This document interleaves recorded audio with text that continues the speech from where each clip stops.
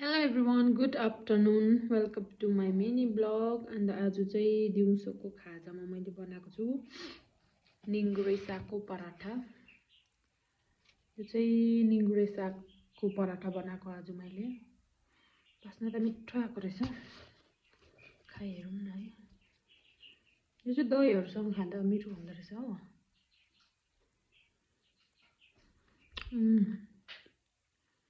मिठो हुँदो रहेछ।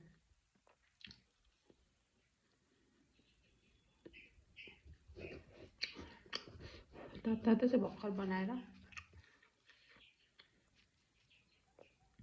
सागहरु चाहिँ यसरी भित्र मजाले जाने गरी बनाएको छु। साग कहाँ छ साग?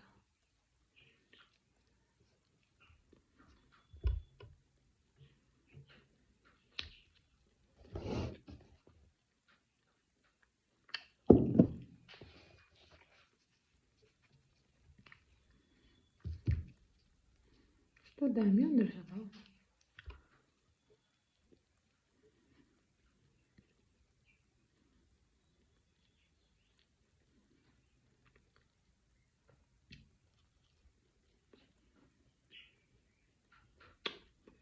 मिठो हुँदो रहेछ।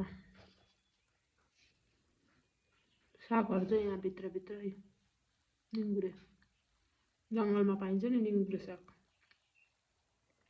त्यसको चाहिँ आज पराठा बनाएको। दिउँसोको खाजामा मिठो लाग्यो।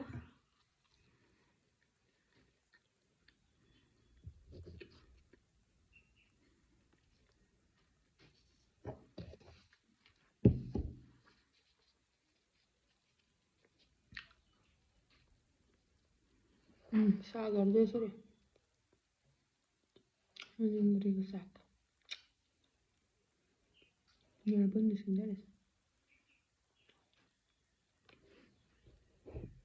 हेल्दी पनि मिठो पनि।